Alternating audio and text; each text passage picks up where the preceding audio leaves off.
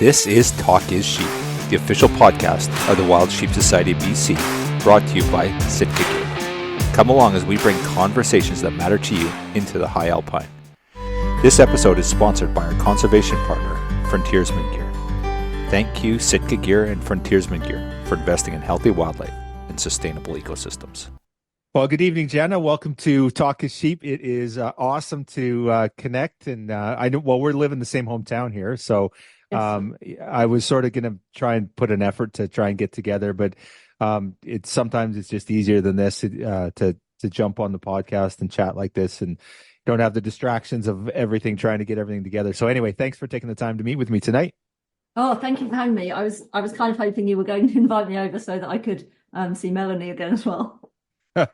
Awesome. Yeah. So I guess let's talk a little bit. You've recently been down to Texas to the Women Hunt program, and you've been involved with the Wild Sheep Society BC. And I first met you at our horn aging course this past summer. So that was awesome. And that actually, I was talking to Renée about this today, and it kind of got me a little bit off. Our typical demographic is sort of a 20-something or middle-aged man is typically what we see sign up. So when I see an individual woman, I see Janna's your name show up, and I'm like, oh, okay. And then usually it's a couple, or maybe a couple of women, and it was like solo. I'm like, okay, well, this is interesting. So I was quite keen to meet with you and hear your story. And when you came to the horn aging in Comox, it was great to get your story and hear your interest in hunting and the interest in the Women Hunt program. And so you just came back from Texas. How are you feeling after all that? Oh, my head's full, but my heart is very full, I think, is probably the best description. It was, I was told it would be life-changing, and it was certainly life-changing. Outstanding. Really so fantastic. We're going to peel back all those layers, and I also want to understand sort of the machinations of what got you there. But I think, maybe what we'll do is we'll roll it back. First of all, we've established that you're from the Comox Valley on Vancouver Island here, but let's talk a little bit about sort of your early beginnings, where you came from, how you maybe got interested in hunting. I know you're, quote, maybe an adult onset hunter, that you haven't been doing this your whole life. So let's talk about your journey a little bit, where you came from and where your interest in hunting came from. So I'm from the UK originally. I was born and raised in the southeast coast and the countryside, so exposed to hunting and farming. My father hunted. We ate game meat, so we ate venison. There would often be ducks, rabbits, pheasants, sometimes geese, kind of hanging up or in the freezer. He didn't really expose my sister and I to it in terms of a skill set, but it was definitely part of our lifestyle. And I didn't really think much of it. Went to university and traveled and, convoluted kind of way. Found myself here on Vancouver Island. And then not really one reason, kind of a combination of factors, a desire to have a little more control over my own food, especially protein, and with the whole package, really. It's the mental skill set, the physical skill set, the fortitude, the patience, all of the traits, I think, that are required. I guess the type of person that being a good hunter is going to turn me into. That's one of the most appealing things about it. So with regards to the hunting itself, is this something you sort of, well, first of all, for our listeners, give us a rough age bracket that you're in. You don't have to give us your exact age, but so people have an idea of what they're dealing with in terms of your age. I'm 44. Okay, 44. So, yes. All right, I didn't want to be rude, but that helps to people understand, because you're just kind of getting into hunting now. So, was your journey, was it because of your father? Do you think it sort of led you there? Obviously, you'd seen it, you were exposed to it, you were comfortable with it, but you weren't necessarily involved in it. So how did it come full circle in your 40s that you said, okay, I'm going to go hunting now?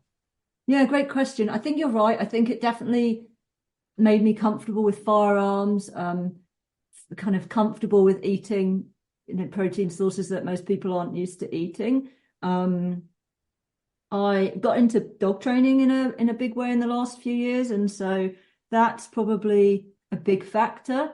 I mean, really, we have dogs because we've been partners in hunting for hundreds of thousands of years, and it seems like the ultimate expression of that partnership is to hunt with one again. So that's a big part of my interest. I think I live in a good place for hunting. We have a great fish and game club here.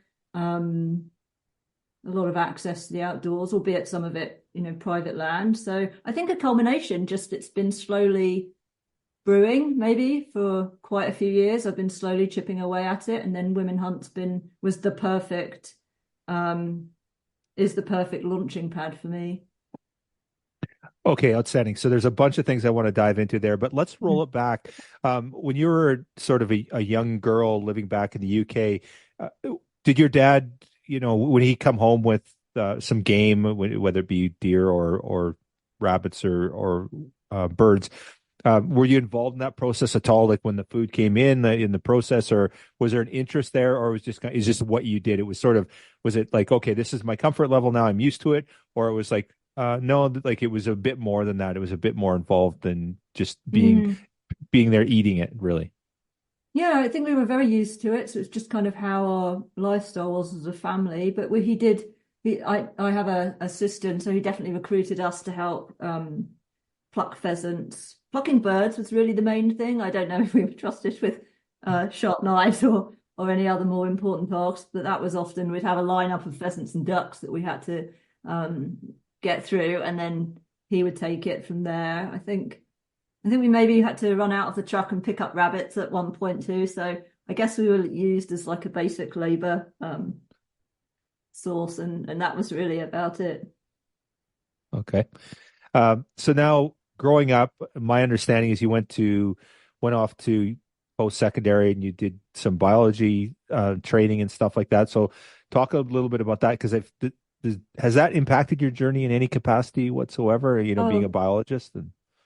Absolutely. Yeah. It's it's a convoluted story, but there's definitely links there. So I did my first degree in biology, just a bachelor's. Then I went away and was really fortunate to work on some great field projects, mostly central East West Africa, and did that for a few years, and then went back to school and I did my PhD with London Zoo, the kind of research branch. They have obviously the zoo itself, and then they have some research and conservation programs. So with them, and that was on bushmeat hunting in Central Africa. So I saw firsthand the impacts of market hunting, the decimation that can cause in wildlife populations, but the flip side, the food security issue that causes when people's only protein source is being eroded. So a very big and complicated problem. Funnily enough, through those studies, I was never exposed to the North American model of wildlife conservation.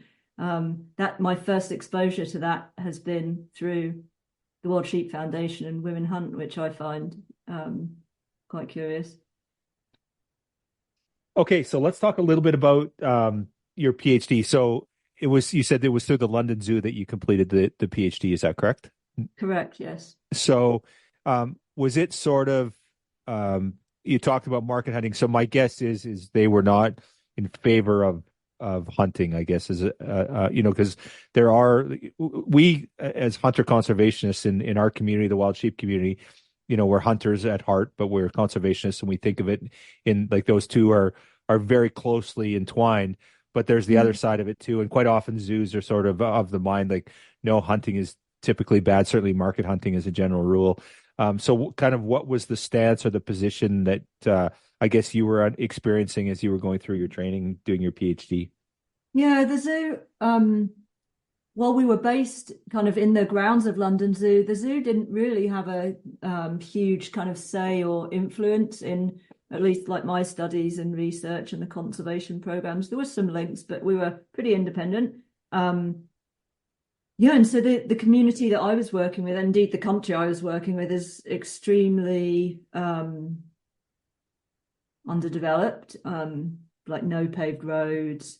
People live in little kind of mud and wood huts, very much at subsistence level of existing. Not in the cities, but kind of out in the rural areas. So yeah, they have little kind of farms, and they hunt anything. So bushmeat could mean an elephant to a tortoise, and everything in between. Basically, any meat you get from a bush. And that's their main protein source, a little bit of fish, but there's no agriculture, so to speak. And so the country I was working in had discovered oil off the coast and was growing in wealth, growing in population, but also growing in wealth in the urban areas. And so with that comes an increase in the demand for protein, and the forest is the only place that people can get that from. So the hunters that were previously just hunting for their family and their own personal needs now have a way of making some money to better their situation from they're in a pretty rough situation, honestly. So it's hard to judge or criticize. And yeah, so now what would have been a sustainable level of hunting is definitely at an unsustainable level. I mean, it depends on the species, but I think it'd be safe to say an unsustainable level. And so bad for conservation, but also ultimately bad for that population, for their food security, with no alternative protein sources to turn to when that wildlife is gone. What were the just out of curiosity, what were the kind of the primary species at risk, I guess you could say, from over consumption? Yeah, well, we had one elephant in my whole stay there. I did a lot of field work, probably 18 months in total, went to a few blocks. One elephant in that whole time, probably 2 or 3 leopards, the odd giant pangolin, the odd mandrill, and then the majority would be various species of duiker, which is an antelope, bushbuck, that type of thing, porcupines, the odd crocodile and tortoise, and then a variety of monkey species, so black colobus monkeys, things like that. We had a couple of chimpanzees, so yeah, the whole range, really. Okay, so obviously you'd had this interest in hunting that was kind of simmering there under the surface. You grew up with it, and then now you've had the opportunity to explore it more over the last few years here. Was there ever a time when you were back in the UK or doing your PhD that you yourself wanted to take the opportunity to go hunting? Was it something that was on your mind? Did you think about it, or was it something that, like in the last few years, you got more serious about it? No, it wasn't at that time, and I kick myself now because I could have learned some awesome skills from those hunters. So a few of them have guns, but the vast majority use traps and snares. And so I could have learned some super cool skills from them. So I kind of regret I didn't pay a bit more attention now. But no, it wasn't on my radar then. I think it's in maybe the last kind of 2 to 5 years, probably it started to grow, the interest in and then the desire to actually start taking some action towards that. Okay, so you talked about the last 2 to 5 years, and you talked a little bit about your local fish and game club, Courtney Fish and Game. I presume that's yes. Who you're referring to. So tell me about that journey over the last few years on sort of when you said, hey, I'm kind of interested in this, I want to get involved. Was it sort of stuff online like Meat Eater or stuff like that, or was it just through the dogs? Just talk about what kind of started piquing your interest and the steps that you took, because I'm curious how you get from not being in the hunting space at all, and all of a sudden you show up on the radar, you present this amazing resume to Women Hunt, you get selected, and you go and do the program. So that's quite an amazing journey. So I'd like to understand sort of how you go from 0 to 100 in that time frame. What got you there? Well, it is hard to understand. It is quite convoluted. Makes sense maybe to me looking backwards, but if we started the kind of that bushmeat research, that's what brought me out to Canada. So I left once I finished that. I did a couple of other field projects for London Zoo, and then moved out to Vancouver and took a job at UBC. So it was same research questions around sustainable use, but more in a tropical marine system. And with that promotion, I suppose you could say, I just found I was getting less time in the field, maybe one trip a year. I was actually doing less research, a lot less research, and more administration, kind of grant writing and working with students. And quite frankly, missed being the pointy end of the stick. I think that's where I enjoy being, and found it hard to see the connection between what I was doing day to day and any impact I was having. And so I had quite a big career change. So I now run my own little business, walking and training dogs.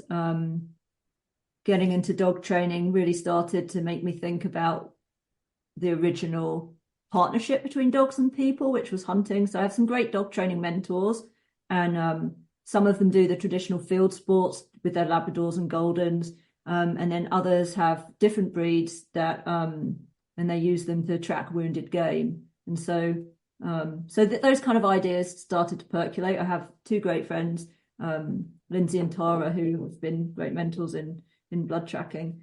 And then so I started to take some actions locally. I mean, the obvious ones are doing your PAL and your core. So that was quite straightforward. Did those through Silver Core, ticked that off. I made some friends at the Fish and Game Club, had some shotgun lessons on the range there, and then found out about a Maple Seed event, which is a rifle marksmanship course. Through that, I met a lovely guy. He's actually the treasurer, I think, at the Fish and Game Club, Lyle. And he introduced me to rimfire shooting.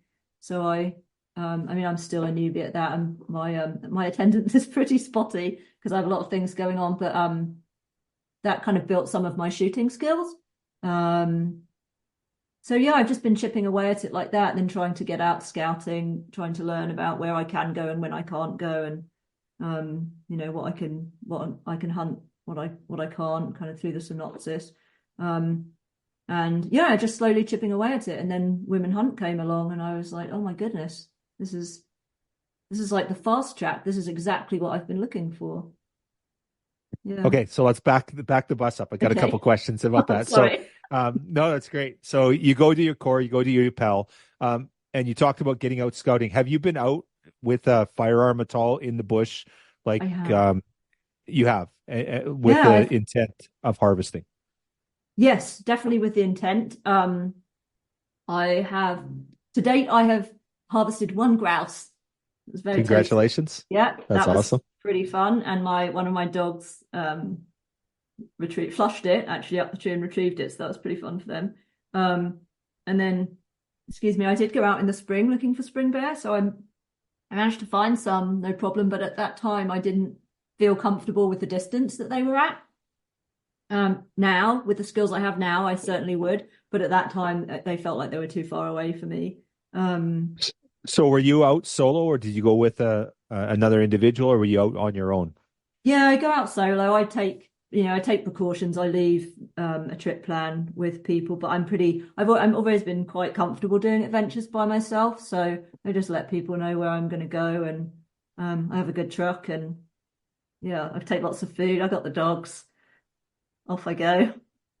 Cool. So you don't have to give me your hunting location. That's sacrilege to ask that. But was it locally? Were you just like in the local community, or do you drive like up towards Was, or like within a couple hours drive type thing? Just trying to get a frame of reference where you ended up going. Yeah, good question. Fairly locally, kind of out through the like Logging Road gate, and I would like to go further north, but it's time consuming, isn't it? All that scouting, figuring out what roads connect, and so just trying to really learn my backyard to start with, and then I'd like to go further afield. Okay, so I want to talk about the grouse. I want to talk about the bears. So you come across these bears. What kind of? You said they're too far. What kind of range were they? Like what distance? And I actually went back. It's a really good question. I went back I didn't have a rangefinder at the time. I just felt that's too far. So this shows you the learning. So I went back and ranged them, and they were probably about 200 yards. So now I would feel comfortable with that. Maybe up to 250, depending. But at that time, I didn't. It felt like it was too far for me. So now, were you out on foot, or were you? Because a lot of people will, with spring bear particularly, they can be pretty effective just cruising around in a truck hunting. It's pretty common. But it sounds like you were maybe on foot. Yeah, truck and then foot. Oh, And I did cool. kind of did a little bit of scouting, and then would come once I found some spots that seemed to be popular. Like I would come back again to those same spots. At one point, I was looking at one to my left, and I was looking at one to my right. It was yeah, it was pretty great. A lot harder to find them in the fall, though, I'm discovering. Yeah, they are more challenging for sure. So, what was that experience like? So now you're fully certified. You're out there. Did you have your dogs with you when you were? In the truck, I guess yeah, they were. yeah, in the Okay, truck. cool. Because that can be a whole new level of challenge there itself. So yeah, so it's one thing to find them, and then it's like, okay, what do I do when I kill this thing, right? Because you're like for me, I think back to early days for me hunting bears. I was very intimidated about what do you do with this thing once you successfully take Yeah, it, right? sure. And maybe in some ways I'm grateful that I didn't have the opportunity, and that it didn't happen or won't happen until kind of now and after this training. I'm not sure. I mean, maybe I wouldn't have pulled the trigger. Maybe I would have just watched them and not been comfortable with the shot I had or the stability that I had with my rifle. But I just told myself I have to go through the motions. I have to carry my gun. I have to see if I can find them. I have to see where I could get a rest. Just really practicing those steps. Whether I would have taken a shot, I don't know. But I just wanted to do some of it, at least get partway there. Well, kudos to you to even finding bears can be challenging for an experienced hunter, and you gone out, figured it out, had the ability. You could have, had you had the comfort, you could have probably successfully harvested them. So that's a huge accomplishment in itself. Okay, talk about the grouse. Was the grouse before this or after that? Because now, like, that's quote your first animal that you've taken, and that's a pretty big step, right? Yeah, after. So that would have been once the grouse season opened this fall. Yeah, I mean, I've had two dogs, so it's nice to just walk with them. And one hasn't quite cottoned onto it yet, but the first one definitely knows what he's looking for. So he will like flush the grouse. I wait until they flush them up a tree just for safety with the dog. So I have to just pay attention, like listen and pay attention to where the grouse goes. And sometimes they're too far in, I can't re-find them. But embarrassingly enough, this one I didn't have my shotgun with me. I was like, oh, I'll just walk up this road with the dogs. We won't go for long, so I won't bring it. And one of them flushed the grouse. I was like, God. I was like, okay, well, I've got to walk back and get the gun. It might not be here, but I can't not try. So I walked all the way back down the hill, all the way back up the hill with my shotgun. It was still sitting there. So yeah, Had a death sentence. I was so chuffed. It was really fun. Oh, very cool. Okay, so talk me through the Women Hunt program. So first of all, what led you to? How did you find out about it? How did you hear about it? So you've done your core, you got the PAL, you've got some experience, and you've gone out hunting a few times, and now you're like, okay, how did you come across that? Yeah, so I'm like we talked about, I was kind of going out doing some scouting and things, and at the same time I'm consuming a large volume of podcasts, kind of every bear hunting, like spring bear hunting podcast I can find, or beginner hunting podcasts I can find. And so it was an interview with Renée that put me onto Women Hunt. I think I'd maybe vaguely heard about Wild Sheep Foundation, wasn't aware of the society in BC, and listened to her talk, and she's so warm, articulate, and she's kind of like a force of nature, even more so when you meet her. And I was just like, oh my gosh, like, who is this? And what is this? Like, how have I not heard about this program? So, as soon as I got back, I researched it. Still a way off, I think, the application. I think I listened to that podcast very early in the spring or the new year, and marked the date in my calendar. And as soon as that date rolled around online, I went and started working on my application. And I think you did some research. I think we connected through the society. I think maybe through Rebecca, who's one of the former graduates as well. Was that the connection, or how did that come about? Or did I joined as soon as I heard about the program. I joined the World Sheep Foundation and the World Sheep Society of BC, and Rebecca was featured in some of the materials on social media and promotional materials.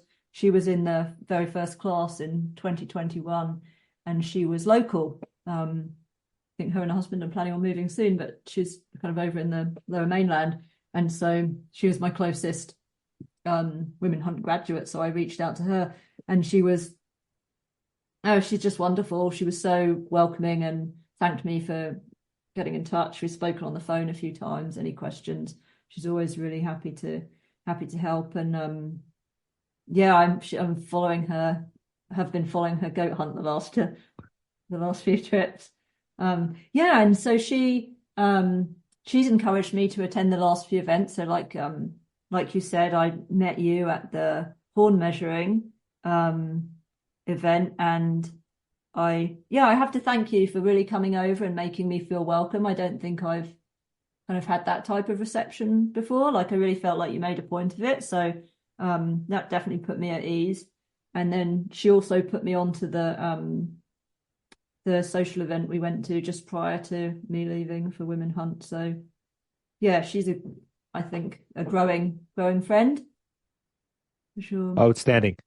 So let's talk a little bit about the application process. So obviously there's going to be some other Women Hunt, I guess, people that would like to attend the program that are probably listening to this. So talk a little bit about the process that you went through. So you found out about the program, heard from Renee, and I agree, Renee is a force. She absolutely is a force, and such a fierce advocate for the program. She's so very articulate and then very passionate, and that enthusiasm just kind of overwhelms you. And so I'm glad you've had that experience now, because when we last talked, you hadn't connected. You and Renee had, and so when you experience her enthusiasm and her drive and her passion, it really is it is life altering. I will say that. So that's very cool. So talk about the application process.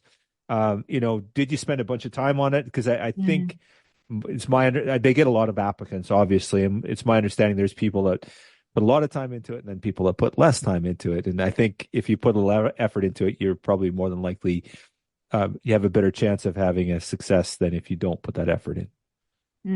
Yeah, they're very thorough. The application process is a number of kind of long form, not essays, but like long form answers, and they ask you all sorts of things, your thoughts on the links between hunting and conservation, your thoughts on fair chase, why you want to pursue this opportunity, who your mentors have been in the past, what you'd do to give back afterwards should you be successful. So they're not easy questions to answer.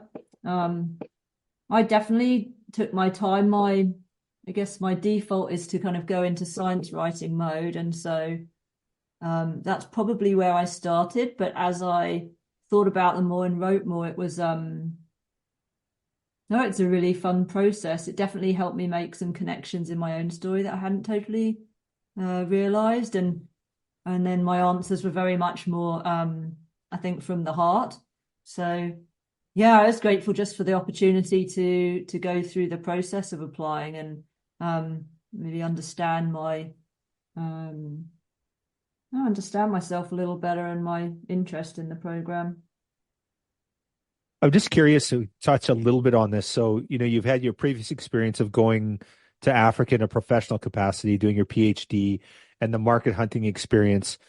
Did it surprise you during the application process? Now, I know that through your core, they touch on conservation. It's sort of a theme, but it's not a heavy theme. I feel like certainly Wild Sheep Foundation being a conservation organization and Women Hunt, they're deeply enshrined in the conservation aspect of it. And it's really like instrumental to the program that, that conservation is a big part of what you're learning and talking about, you mentioned the North American wildlife model. You talked about, the history of it, the importance of it, and just the constant theme of conservation. Did it surprise you how much focus there was on that when you went and took the program, or not necessarily?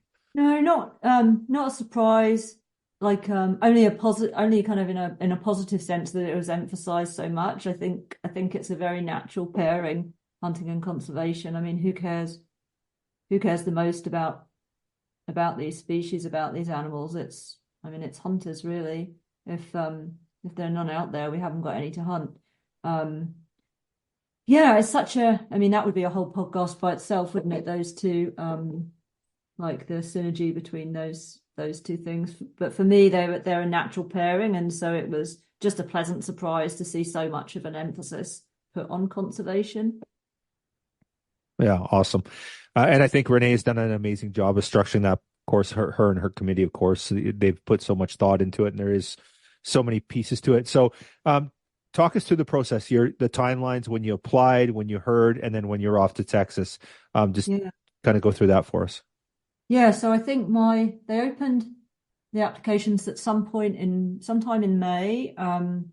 I took probably a couple of weeks of writing and rewriting and really mulling over my answers, and sent them in at the end of May. And then we all found out on August 1st. So I was actually expecting an email because, with either a no thank you or congratulations, because that's how Rebecca had found out. And I work outdoors, so I was checking my phone. I don't get great reception, checking my phone, refreshing it lots to see if this email had come in. There was nothing by mid-afternoon, and I was just like, oh gosh, I guess I haven't been picked. Awesome for the 12 women who have. It's kind of a win-win either way, but a little disappointed. And then I noticed I had a missed call, and I opened that up, and it was from Montana, and I was like, oh gosh, I missed her. So we played phone tag once or twice, and then finally got on the phone, and she was lovely. I think I sounded a bit like a babbling idiot. I just asked her to put me out of my misery and tell me if I was in or not. And then it was just the best news ever. I was it felt like winning the lottery, honestly. For me, it's like winning the lottery. That's awesome. So August 1st, you find out, and then talk about your timelines and when you went to Texas. And was there anything that happened in between there? Was there any Zoom meetings or anything like that there to was. prepare for it? I forget if we had 2 or 3, so that was great. We got to just ask questions, like any questions not is kind of welcome. We got to meet each other virtually, which was really lovely. So it felt like when we all did eventually meet in Texas, it felt like we kind of already knew each other a little bit. And we also had Gray Thornton on one to talk us through the North American model. So that was really great to hear him speak and have a chance to discuss that back and forth a bit. And then so we all would have been Thursday 6th, 7th, I think. We got into San Antonio. We had dinner that first evening and really got to know each other. The hotel's beautiful. Had a lovely meal, and then the next morning we were off to the ranch on a bus. So it's just a constant buzz of conversation on the bus. It's pretty fun. All getting to know each other and all super excited. And we pull into the ranch, and then it really feels quite real. Lovely welcome. The instructors and all the staff were standing kind of out in a line when we got off the bus to meet us. It was a really, really special place. And then do you have a roommate? You bunk with somebody in your cabin, or how does that work? No, we have our own little cabin. Everything's really, really well set up, very, very comfortable. Our own cabin. They have a big lodge, it looks like a museum with all the owner, all of the animals that he's hunted, different mounts. There's barely any spare wall space. There's just mounts everywhere. It's beautiful.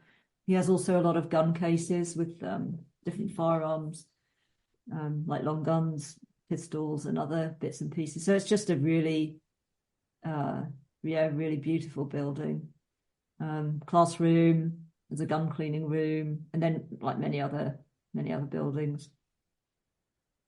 Very cool. So talk us through the 5 days. I think the program's 5 days that you're down there for. Talk us through sort of what you did through each day, some of the highlights, maybe some of the challenges that you were faced with, and but just kind of take us through what your days look like and what they were filled with. Yeah. So the first afternoon we got a bit of a tour,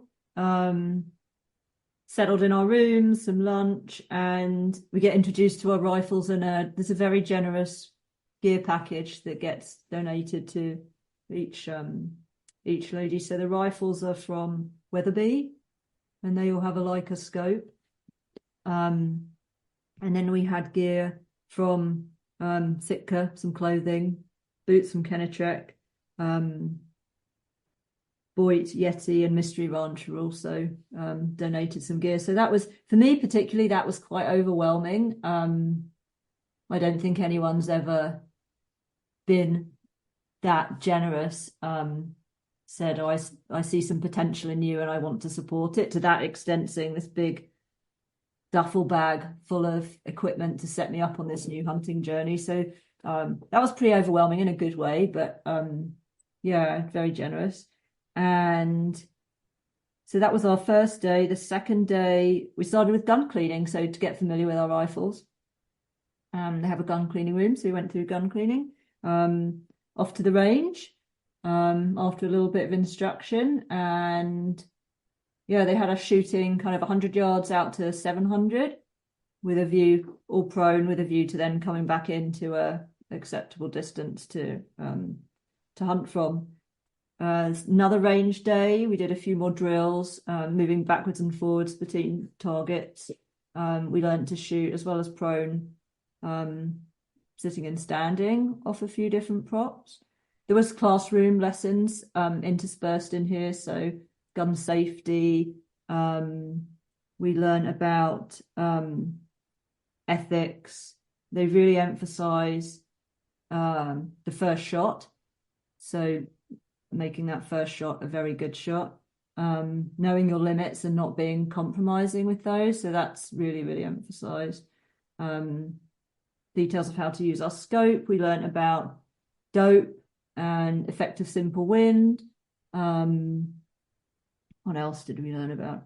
Oh, we each got a range card. So that was specifically for us, our rifle scope and ammunition. So we went through using that and then trued that out on the range. So that was the purpose of the 700-yard shots.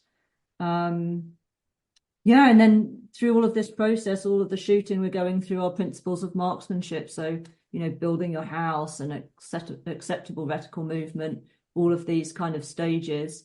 And if at any point, you don't get that, you go back to the beginning again and reposition, you don't take a shot. So, yeah, so the first couple of days are really building those skills so that we're ready for the hunts that come on days 3 and 4. Just out of curiosity, Janna, during that time, are they giving you experience in the field, talking about, when you're preparing for an animal? Because lots of courses, you can go do a course and you're very proficient out, whatever, 800, 1,000 yards, whatever, pick a number. But it's not really applicable to a hunting environment. It's more about the shooting aspect. On day 1 and 2, are they talking about that? Is it integrated in there, or is it more so focused on later in the course? Yeah, thank you. They do talk about shot placement, and they go through. Well, we get to do that in a few different ways in the classroom, on some of the mounts, and then just with the kind of pictures in a book. Can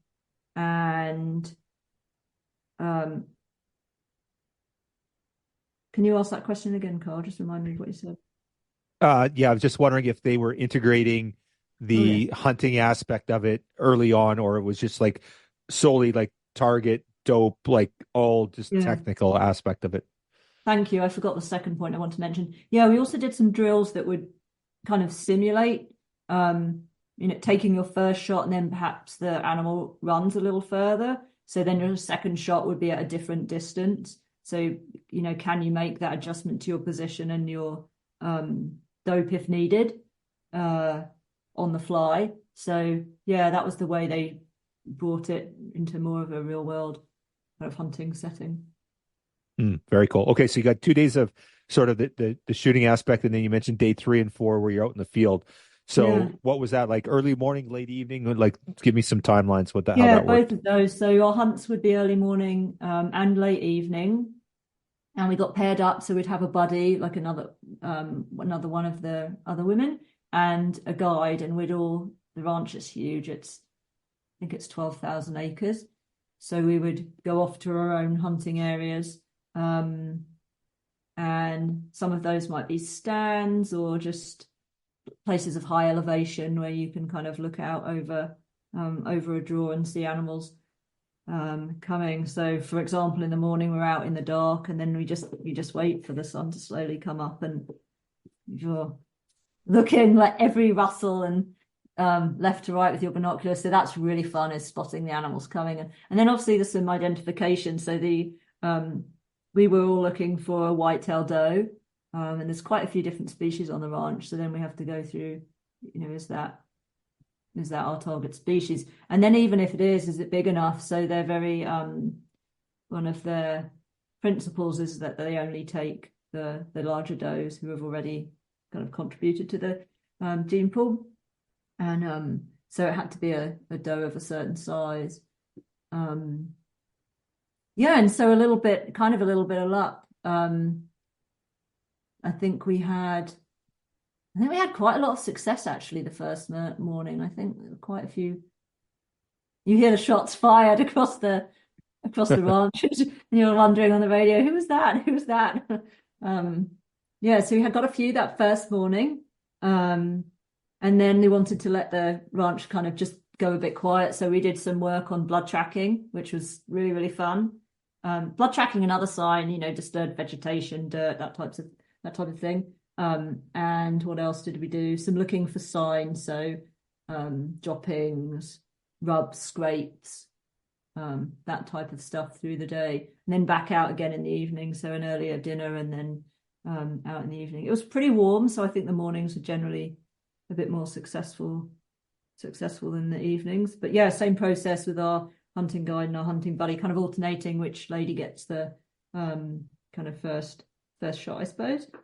And then the same for so we had an evening hunt, and then a morning and an evening hunt one day, and then one more morning hunt. So that was our 4 hunts. Each lady got to go on 4 hunts. Did you get to line up on anything, or? I didn't, not at the time. I just didn't get the opportunity. So we had, I think it was 8 out of the 12 ladies harvested a doe. Wow. Plus cool. a pig. Vera got 1 pig, which was pretty cool. So she got a doe and a pig. No, the opportunity wasn't there. So white-tailed bucks, a couple of really tiny white-tailed does, a bunch of other species, but just not a big enough white-tailed doe for me. But I did get to practice. I could feel that I was ready should the opportunity have presented. I knew what I had to do. I felt kind of, you know, cool, calm and collected. I got to practice getting set up and where would I place a shot on this animal. So that was good just to go through those motions. So not really disappointed. I mean, I just came away with so much. I mean, it's hunting really, isn't it? That's sometimes successful, sometimes you're not. And I mean, 8 out of 12 ladies, we had a lot of work to do. So in a way it was good we didn't all get a doe. So it's my understanding they also train you in field preparation, how to cut up the animal, and I think maybe make some sausage, venison sausage, and then also some food preparation. So talk about that process, and what was that like for you? Because this is, you know, your first exposure, I guess, to harvesting a big game animal, and what was it like being part of that process? Oh, it was pretty special. The first kind of pair of women came back with their doe, and I think we might have been the second team coming back in. So this doe was on the floor of the skinning shed, and she was beautiful. She had this lovely elegant long neck and face. And we could look and see where was the entry wound, where was the exit wound. And then each doe was field dressed. So then we could look at do a bit of a necropsy, I suppose, look at what organs did that shot impact. And that was really neat. So no, I definitely respect and a little bit of maybe sadness because lives got taken, but the meat's going to be put to good use, and we all learned so much going through that process. So no, I think kind of excitement, and it felt like the hunters are coming back to the camp with provisions. It was a pretty cool feeling seeing all the different ladies coming in. Was it a team building experience when you were out there? So you've gone through a couple of days of training, you've got all this technical experience, and now you're going out in the field and it's this application.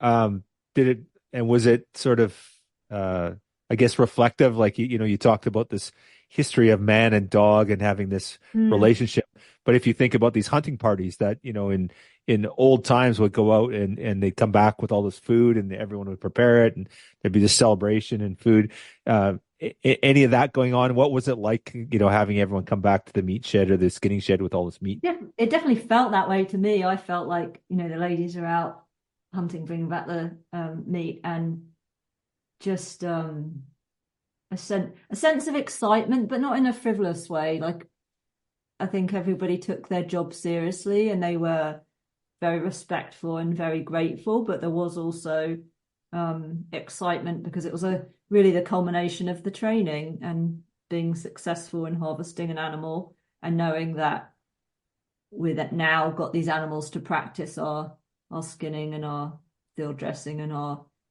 butchering, and then ultimately kind of cooking on, and take the meat home. So we had culinary instruction from chef Josh Schwenke. I'm not sure if I'm probably butchering his surname, from Gastronomy Outdoors, who's so enthusiastic about food, really funny guy, really lovely. So he took us through some of the cuts, how to debone the muscle groups, how to care for the meat, and then some of that venison we used in a sausage making recipe, which took a while to get going. You can imagine the jokes, like a male chef and 12 women making sausage, sausage casings and stuffing machine. It was we eventually got it done, but it took a while.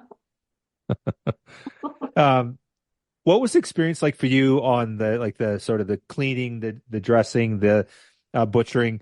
Some people really embrace it. They love it. They're like really passionate about it. Some people hate it. They don't like the smell. A whole bunch of other factors. What was that experience like for you? Yeah, I think there were some ladies who kind of did a little, and then you could see they would leave it, that was enough for them.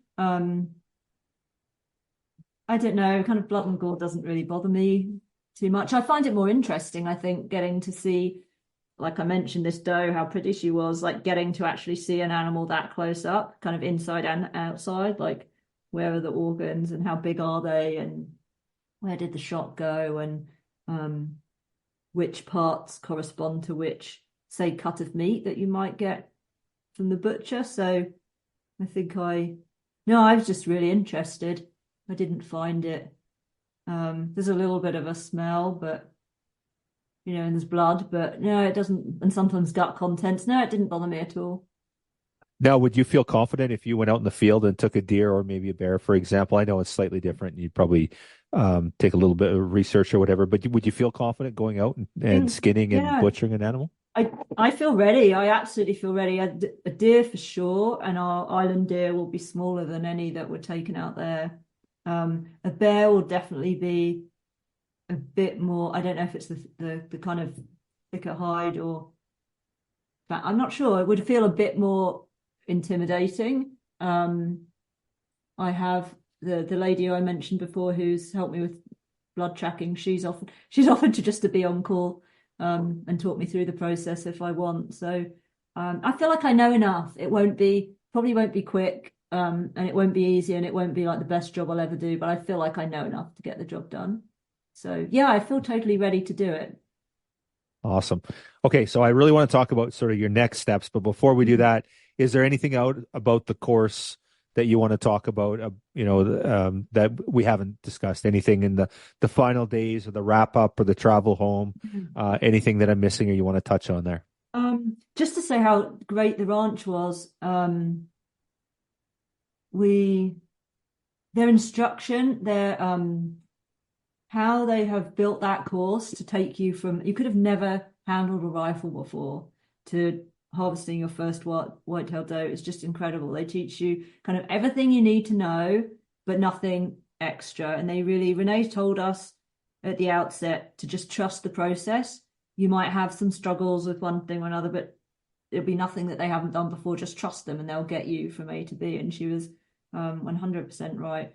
The owner of the ranch is a really wonderful man. I imagine that he would pop in maybe and have a kind of welcome us, and then we might not see him again. But he's there. He's doing dishes. He's tending the bar. He's making coffee first thing in the morning. So he's got a really great team around him. So we had a graduation ceremony in the last evening, which was super special. We were each presented with a little kind of folder. So there was a group photo that they had taken earlier that day and got that printed out for us, and then a certificate for completion of the courses. So we were each presented with one of those with our instructors, and there was a few tears shed for sure. And then we had a super great party afterwards. It was it was really a lot of fun was had.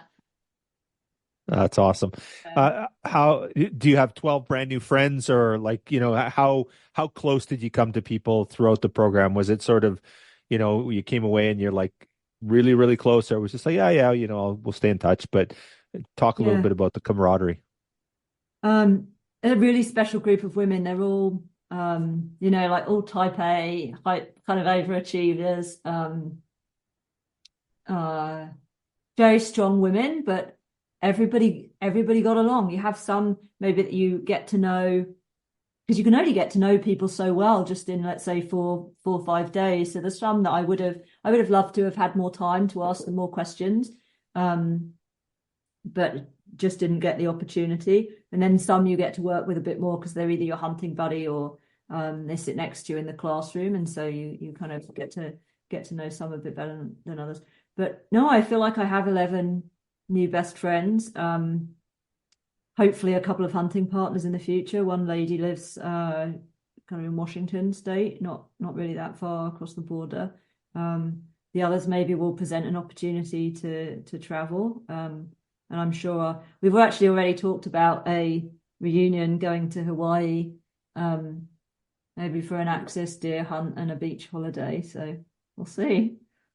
Very cool. Just out of curiosity, were there any other Canadians on the program? Yes and no. Jodie is Canadian by origin, but she now lives in the States. Okay. Yeah.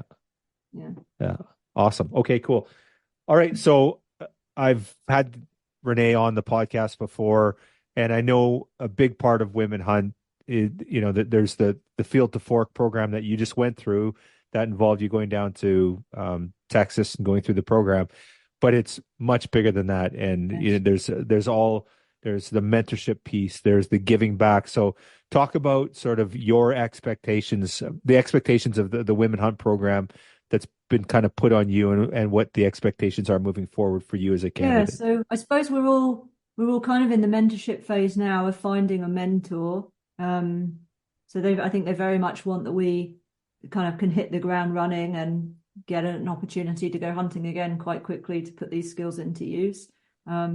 Some women have identified somebody as their mentor. It might be father, husband, friend, someone that's known to them already, and others, I believe, are seeking some help from their local affiliate or chapter to match them up with a suitable person. People have differing goals with differing needs depending on where they live. So so that's the next piece that I'll be, I'm keen to get out there as soon as I can. So that's the next piece I'll be working on. And then, giving back. So giving back to the Wild Sheep Foundation, to Women Hunt, to our chapters and affiliates. So for me, that'll be you guys here in BC, and then our local community. And I think that's going to look different for every lady. So I'm hoping to join you all in February in Penticton. Rebecca's already recruited me for that event, and potentially the sheep show in January. And then we'll go from there. I am 100% sold. I'm very keen to do whatever I can to support Wild Sheep Foundation, Women Hunt, and Wild Sheep Society of BC. Very much. Yeah, that's awesome. And one of the great things about the program, and we've seen the benefits here in BC, that Rebecca's one of our own, and she does so much work from a volunteer perspective. She was on that first program. And we've had others too, and we're really excited that you're part of that. And we already see the benefits of having you involved in that program, and then the giving back aspect, which is so important on the mentorship side of things, on the giving back side of things. So it really, really exciting for us so there is the giving back, the mentorship, but there's the hunting piece. So what are some of do you have new goals? Do you have oh my gosh, I have so many goals. Okay. And they've actually changed after being kind of exposed to so much. So, I mean, I still have tags. I would love to have some meat in my freezer before the end of the season. So we're running out of time here, but that would be amazing. And then after that would be spring bear hunt again. And then, I mean, my goal is to fill the freezer, and I'd like to be a very proficient hunter locally. But now I would love to go to the interior to get a moose. Maybe one day I'd be lucky enough to draw for an elk here. Maybe an antelope in Alberta, or a caribou. Like, now I just see there are so many more options, and really it's the adventure, it's the people in the adventure that would be involved in undertaking that. So I've definitely broadened my horizons and kind of elevated my goals after having completed this course, for sure.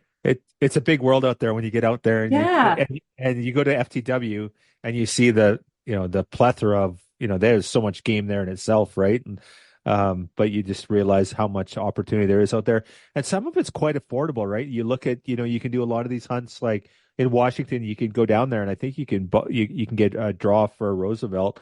Obviously, you can get lots of draws for tags here in BC. There's a lot of opportunity if you're willing to travel a little bit too, right? Yeah, I think I see my lifestyle changing quite dramatically in the future. I'm hooked. I'm like 100% hooked. That's awesome. Well, very exciting.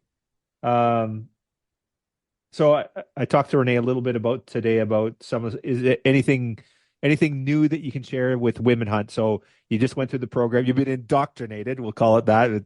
That's not what it is, but you've sort of, you've been through the program in a good way. Absolutely. So talk a little bit about some of the stuff on the horizon for Women Hunt that maybe Renee shared with you. So I think that the next, so kind of Women Hunt, there's the Women Hunt, the training for the new hunters. There's the Women in Hunting community, which is perhaps a little broader, so not just for new hunters, but for already pretty accomplished female hunters, a kind of community for them to participate in too, so people can get connected, share ideas, perhaps collaborate on hunts, that type of thing. So that, I believe Rachel Attila launched that earlier this year, I think in the summer. And there's a super fun beer and bubbly event planned for the sheep show before one of the banquets. So so that's going to be held. And then just to kind of build up to that event, they are inviting women to submit a photo and short story about their adventures outdoors. So these could be hunting adventures, fishing adventures, maybe you camp or you kayak. It doesn't matter, whatever you enjoy outdoors. So they're inviting women to submit a photo and short essay about their outdoor experiences. And then there'll be one lucky person will be drawn from all of those people who submit a story and photo. So I believe that's going to happen at the event. So I think that's the next piece that they're really hoping to build. So that sounds super exciting. Awesome. What we'll do is we'll put that in the show notes on how people can put their submissions in there. Okay, what's some words of advice for somebody that's interested in the Women Hunt, the Field to Fork program, they want to get involved, what would you sort of suggest? You've been through the program now, you've had the experience. What would you suggest for someone that might be interested on next steps for them? Yeah, the exact same thing that your wife Melanie said to me and that Rebecca said to me, just it will be life-changing, like the experience of a lifetime. Just go for it and speak. Just be authentic, be yourself, just speak from the heart in answering the questions, and that's exactly what they're looking for. So you can just be honest about your motivations. You don't have to know everything, just be honest. I think that would be a common theme through all of the women, and it showed on meeting the other 11 of them. Some really great ladies. Oh, that's awesome. Well, Janna, congratulations on graduation and this next new chapter. It's so really exciting. Yeah. And I'm really excited to hear your stories and watch your evolution and see you grow as a hunter. And we're excited to, be part of this, a small piece of this. And, it's always just an honor and a privilege to work with the Wild Sheep Foundation Women Hunt and to see this program evolve and see people like yourself grow. And it was so exciting when I heard that you were successful. I think it wasn't really deliberate, the conversation we had. You're like, oh, by the way, I got accepted. I knew you'd applied and I hadn't heard. And I thought the same. I thought, oh, darn, she didn't get chosen. And then you're like, oh, I'm like, wow, fantastic. So I think it's an amazing program and there's so many great outcomes from it. And just it's structured so well. So super grateful for it. I'm really happy for you and look forward to working with you and supporting you with that mentorship piece coming up here in the coming weeks and months and seeing you grow as a new hunter. So thank you. Awesome. Well, thanks for your time tonight and look forward to seeing you soon.